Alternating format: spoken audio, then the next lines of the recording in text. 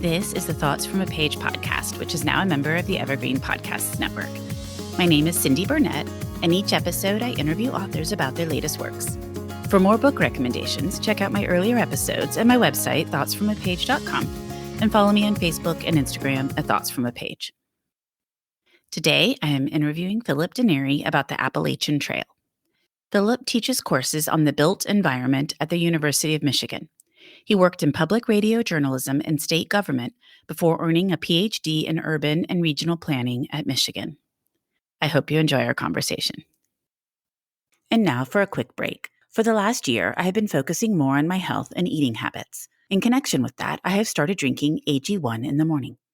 When I started drinking AG1 daily, I could feel a real difference in my health and energy levels. That is because AG1 is a foundational nutrition supplement that supports your body's universal needs like gut optimization, stress management, and immune support. Since 2010, AG1 has led the future of foundational nutrition, continuously refining their formula to create a smarter, better way to elevate your baseline health. I recommend AG1 to all of my family and friends because the company has a team of doctors and scientists. It is tested for 950 contaminants and is NSF certified for sport. It is formulated based on the latest science, and it maintains high quality standards. Thanks AG1 for sponsoring my show. AG1 is a supplement I trust to provide the support my body needs daily. If you want to take ownership of your health, it starts with AG1.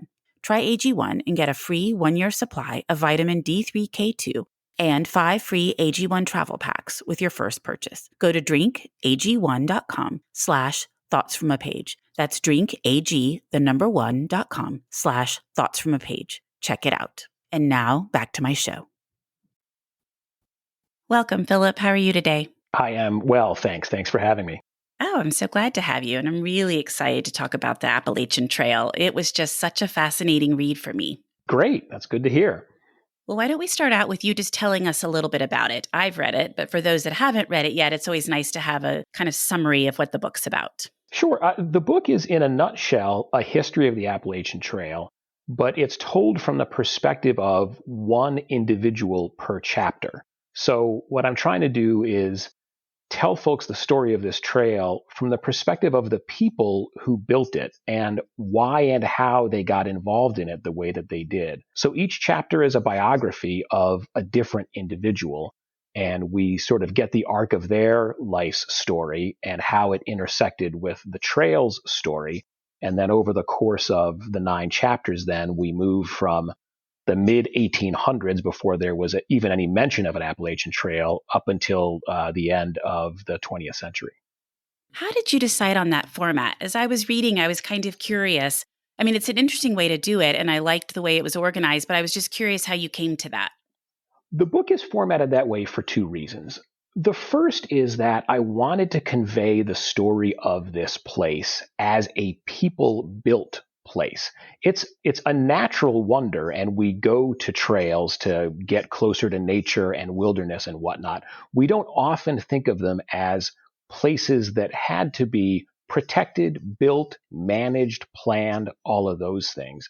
Those are things that are done by people for the different reasons that people have. And so I thought if I told the story of these individuals and their own life stories and how it intersected with the trail, we would really get a perspective on the trail that was people-focused, which was what I was most interested in. The other part of it is that, to be honest, it just seemed like a manageable way to tackle the story. I'm a big fan of biography. I learn a lot from reading biography, not just about individuals, but about history and the times that those people were a part of. And so it was attractive to me frankly, as a way to get the story told. We usually go west and go to Colorado and various places like that and hike out there. So, I haven't been on it, and now I'd really like to after reading your book. But it made me think, as soon as I started reading about it, I was like, it's definitely people focused, because it's really not so much a natural wonder as a man-made path through a bunch of natural wonders. Yeah, that's true. I think that's actually true of virtually all paths and trails, unless you're walking on, a trail that an animal created, like a bear trail across the ridgeline.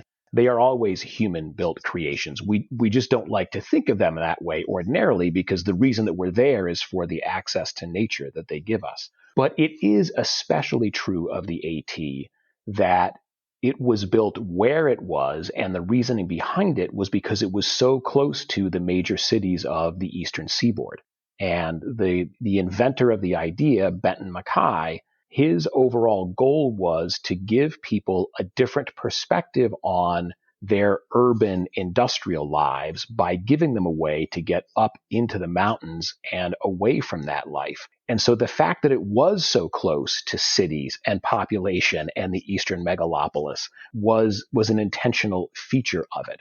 And so, yeah, because it's moving through areas that had long been settled by natives and after natives by so-called mountain people and then timber companies and so on, it is a very occupied and used landscape and always has been. That facet of the landscape is a part of its identity at the same time as the natural wonders of, the vistas and the views and the trees are. It's very different than, say, Rocky Mountain National Park, where it's one park and the paths are made by humans going up the mountains, but you're staying within one park and one area, versus the trail, which starts in Maine and heads all the way to Georgia, crosses through so many different things. And now it sounds like it's protected, but for many, many years wasn't even necessarily completely connected. It's shifted and it goes through so many different areas. It's a unique type of park within the National Park Service. It's a unique landscape. It's a unique setup. And I totally agree with you. It's entirely different from taking a contiguous piece of the landscape like Rocky Mountain National Park and saying, well, okay, here's where we'll put the trails to provide people, a pleasant place to walk. This was from the start and has always been an attempt to knit together a very narrow and very, very long space that traverses all kinds of different landscapes. It's kind of mind-boggling that somebody had that idea originally. And I just thought it was so interesting reading your book to see how it kind of changed over time, but also the entire time there's this struggle between a nature walk and connecting Maine to Georgia, and then also a kind of true hiker's path, get out into nature, and then also the ability for people to come and day hike. I mean, it seemed like there were just these kind of struggles the entire time. Yeah, and I think those struggles over what the trail is and who it's for have continued to the present day. There's lots of different aspirations and ideals that people have and bring to the trail. And what we have today is the sort of composite or collection of all of those merged into one thing. The clearest distinction in the trail's history is between Benton Mackay, who came up with the idea for the trail, and then his successor and rival as the leader of the trail effort, Myron Avery. And Benton Mackay was really committed to a vision of protecting the landscape and creating an alternative way of life that people could visit up in the mountains.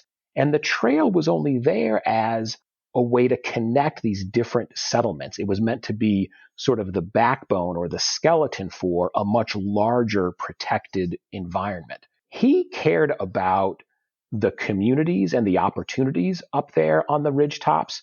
And he figured, well, we'll eventually get it connected, but connecting point A to point B between Maine and Georgia was not his top priority.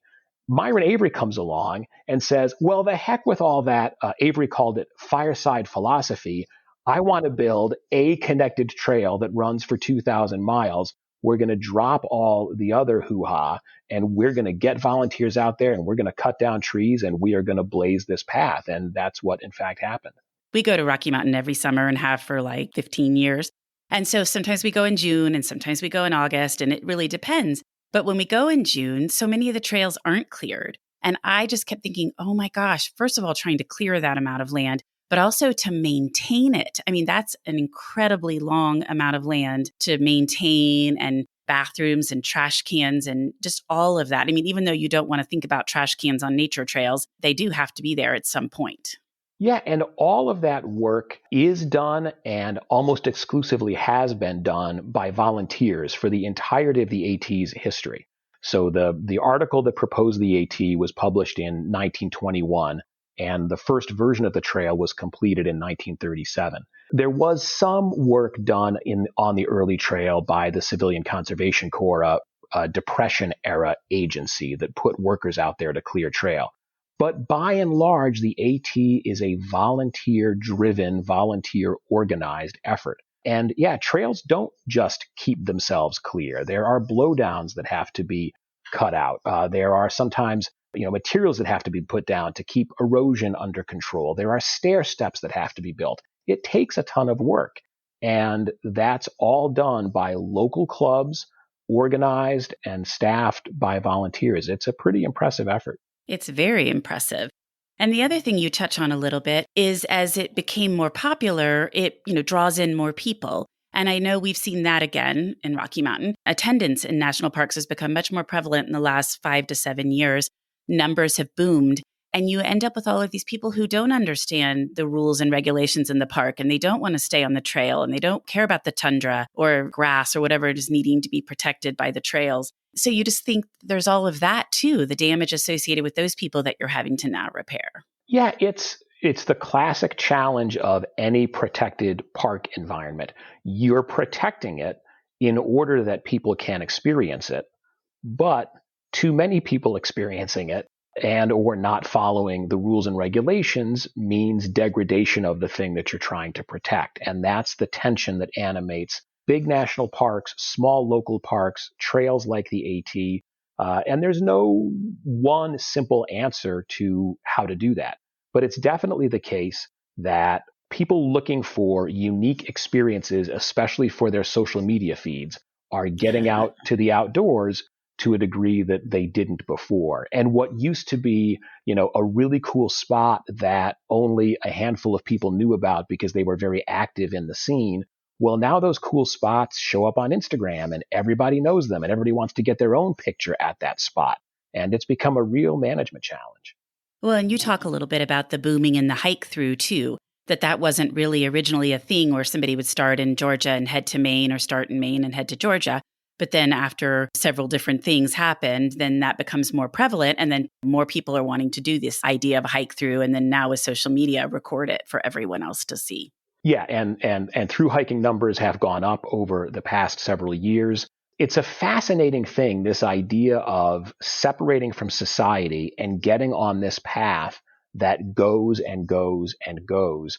And really taking on a different identity or, an extended vacation from life. And that captivates any number of people, myself included, although I've never attempted and never will attempt a thru hike.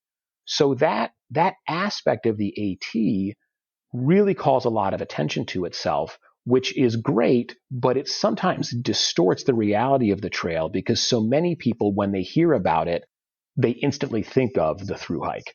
Well, in fact, thru hikers are a tiny percentage of the users of the AT. And it was never built to be a thru hiking venue. It was built to provide a hiking trail accessible to people no matter where they were in the eastern US, within a half day's drive. So thru hiking is cool and wonderful, but it's not what the AT was built for. I agree with that completely. I can't even fathom wanting to thru hike. And I also feel like with Wild, when it came out about the Pacific Coast Trail, I think it sort of gets in people's imaginations. Yeah. And again, I joked with somebody, I said, this book is not for thru hikers. It's for people who have once thought maybe I would want to do that. And the woman said, well, boy, that sounds like every guy that I've ever dated. And so this idea of the thru hike is, I think, appealing to a lot of people, and to some very hardy, very committed people, it's something that they're able to realize for themselves. And it's a life transforming thing. It's incredible. And I'm glad that the AT provides that opportunity, but people shouldn't be under the misunderstanding that it's there exclusively for thru hikers, or that you don't belong on it or shouldn't take a chance to go for a short hike on it if you happen to be near it. Right. No, I agree completely. There are many people who can use it in many ways, and different people view it differently and why it was created or what it should be used for.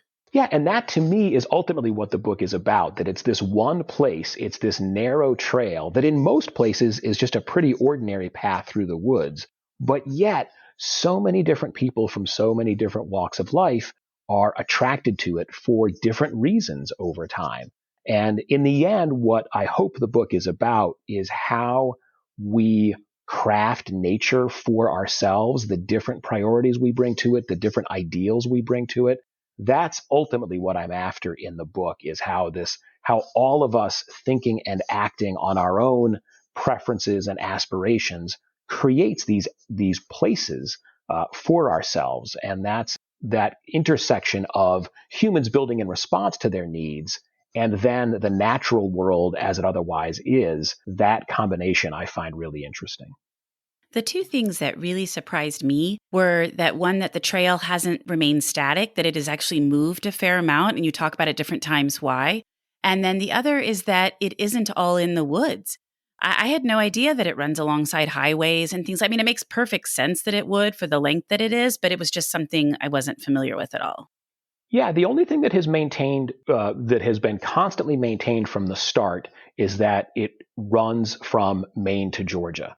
But how you get from Maine to Georgia has had to shift and change several times over the years. The building of parkways by the National Park Service through Shenandoah National Park and Great Smoky Mountains National Park meant that the trail had to move. The post-World War II development of vacation properties and ski resorts on mountaintops meant that the trail had to move.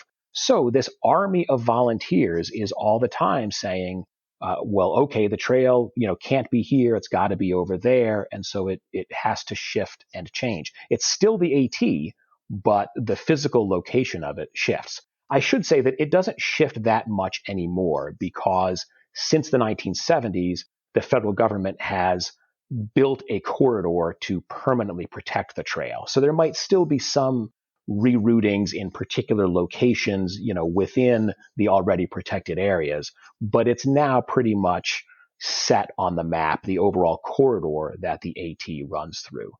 And while there were years where a lot of the trail ran on roadsides because there was just no alternative, it got kicked off of some private property, or it couldn't run in this location anymore, so we'll connect these two endpoints with a stretch of roadway. The success of that federal government effort means that there's very little road walking on the AT anymore, pretty much just when the trail needs to get across a river, and so it sort of piggybacks on a bridge shoulder. But for the most part now, the AT is off the roads.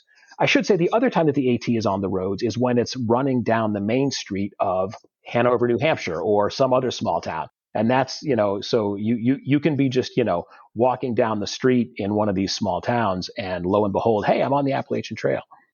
I just didn't know that. So that was kind of fascinating to me. I had no idea that it wasn't just in the woods the entire time. And I will say my most familiarity with the AT is A Walk in the Woods by Bill Bryson, who I'm a huge fan of, and I love that book. But I haven't read it since it came out, so it's been a very long time. And in that way, you are like the vast majority of people that I've come into contact with. That book was so popular and such a fun read, and he's such a good writer that for a lot of folks, if you mention the Appalachian Trail, the very first thing you hear from them is Bill Bryson and A Walk in the Woods. I think that's right. And I've never seen the movie because I knew the reviews were sort of tepid, and I just loved the book, and sometimes I'd rather just leave it that way. But it was interesting to me because one thing I didn't know till I read your book was that his companion, his friend on the trip with him, was really more a composite. He had kind of altered the way that man was while they were on. I had no idea. Yeah, I think the way that Bryson would describe it is he took one facet of the character that he calls Katz, and he zeroed in on that one facet because that made for a more entertaining narrative. And so it's not that he was creating anything out of whole cloth, but when he first characterized his friend in the way that his friend really was during their hike together on the AT, the friend was seriously depressed and withdrawn and going through a lot of really miserable things in his life. And Bryson felt like it just killed the narrative. So he tried to figure out a way to keep his friend in the book and keep the aspect of his friend's behavior that fit with the story Bryson wanted to tell, and leave a lot of the rest of the stuff out. And it took him writing, I think he told me 100 pages of a first draft of the book before he basically balled it all up and threw it in the trash can and restarted with this different presentation of his friend. Well, and you talk also that he originally thought he was going to hike the whole trail. And as he was hiking And he was realizing as he hiked, he can't write 250 pages about just walking down a trail, that he had to reformat how he was going to write the story, because it would have definitely not been the same book at all. Yeah, he realized that describing walking and pitching a tent and eating day after day after day wasn't going to make for a very good narrative. But the other thing that he was very candid about with me was that he discovered how much through hiking was not for him. He was miserably homesick and lonely. And that was what ultimately got the two of them off the trail. He said, I'm going to write a book about the AT, and I'm going to structure it along a journey from Georgia to Maine, but hiking the entirety of it was not going to work for him. Many of the reviewers, by the way, said, thank heavens he didn't narrate every step of through hiking the trail. There are a number of wonderful, extraordinary books out there about through hiking itself. And Bryson felt like the best book that he could write would be about the trail, but it wouldn't be the blow by blow of a through hike. That wasn't going to work for him either as an individual on the trail or as a writer. Right. And I agree. I mean, I think what he wrote was fantastic, and it would not have been nearly the same if he had approached it from the other direction or the other idea, the theme that he had. Well, also, I was surprised, and I guess it makes sense, I just hadn't thought through it, that some people, some supporters, volunteers with the AT weren't so thrilled with that book. Yeah, there were members of the Appalachian Trail community who wrote into the AT's newsletter and said, look, he is engaged. Bryson is a very humorous writer, and a lot of his humor is making fun of people, almost always himself more than anybody else. But he did engage in some classic stereotypical humor towards Southern backwoods people that really does not read as appropriate in this day and age. And it sure as heck didn't read as appropriate to the individuals who were being stereotyped, even when the book first came out. So he's a humorist, and he goes for these broad laughs. And there was a kind of humor towards rural Southerners that was, I guess, more acceptable in the 1990s, but clearly very offensive to a lot of people, that really doesn't hold up as well. And the other thing that frustrated people was, within the community, these are folks who spend hours doing trail labor. They attend meetings. They've done hike after hike. They're really committed to this place. And here's this guy who comes from out of nowhere and turns this place that they lovingly care for into, this bestseller for the pop culture. They really felt like he didn't fully get it. And that was the sentiment that these letter writers were voicing. And that he also probably made it a tourist destination. So he brought in all sorts of people that might not necessarily appreciate the AT themselves, which then makes more work for these volunteers. Absolutely. And there was a huge bump in AT usage in the first couple of years after the book came out in 1998. Makes sense. It's like the precursor to what you were talking about earlier with the social media presence. At that time, when you wrote a book about someplace like that, you're going to get increased attendance, sort of like when these Instagrammers now go places and post pictures from different places. People want to then go and do the same thing. Yeah. And it's really hard to overestimate how big an impact the book had. It was on the bestseller list for weeks and weeks and weeks and weeks. The paperback was on the bestseller list for months and months and months and months. You really couldn't go anywhere for a couple of years without encountering this book. And so, yeah, it was a pop culture sensation. Definitely. Well, are you working on anything at the present that you would like to share with me, or are you just enjoying getting ready for the Appalachian Trail to come out into the world?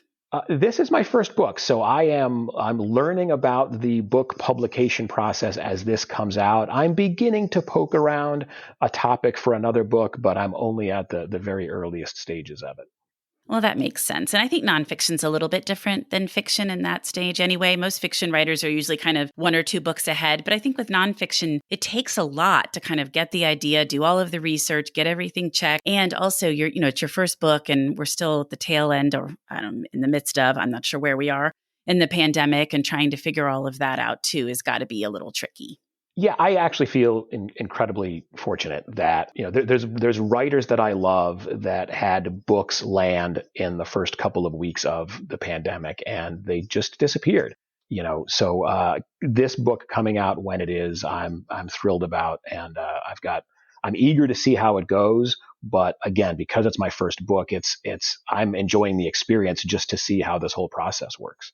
A year later is a much better time to have a book coming out than last April, May, June, when everybody was scrambling and wasn't sure exactly what was going to happen and trying to figure out what to do in lieu of the standard author visits and everything. So definitely this time this year is much better than this time last year. For sure. Well, before we wrap up, I would love to hear what you've read recently that you really liked. Well, actually, it's funny we should be on this topic. One book that I read recently that I really liked is called This Is Chance by John Mooallem. And it is a book that landed right in the heart of the beginning of the pandemic. It is the story of the great Alaska earthquake of the early 1960s, and it's told from the perspective of a radio reporter who was on the air for hours and hours telling people and keeping people connected to one another through the earthquake. And Mooallem's a great writer. He frames it along the lines of the Thornton Wilder play Our Town. So I just loved that book. It was masterfully written and an interesting story. I just read Ben Folds' memoir, The Musician, A Dream About Lightning Bugs, which to me was as interesting for its looking into the creative process as it was as a rock and roll memoir. And the other thing I would mention, this is not a new book, but the Israeli writer Amos Oz, his memoir is called A Tale of Love and Darkness. And that instantly shot to my top 10 list of best books ever. It's just masterfully written and a fascinating life, and it does everything I think a book should do. Is This Is Chance? Is the town called Chance? I feel like I've heard about that book. No, Jeannie Chance was the name of this woman who was on the radio for 3 days straight, keeping people connected. But it actually takes place in Anchorage. Okay. I remember when that book came out, but I was trying to remember exactly who Chance was, because, sometimes depending on how they name things, it's confusing. Yeah, sure. Well, thank you so much, Philip, for joining me on the Thoughts from a Page podcast today. I really enjoyed talking with you about the AT. Thank you so much. I really enjoyed the conversation. Thank you so much for listening to my podcast. If you like this episode, and I hope you did, please follow me on Instagram at Thoughts from a Page. Tell all of your friends about the podcast and rate it or subscribe to it wherever you listen to your podcasts. I would really appreciate it. Philip's book can be purchased at the Conversations from a Page bookshop storefront, and the link is in the show notes. I hope you'll tune in next time.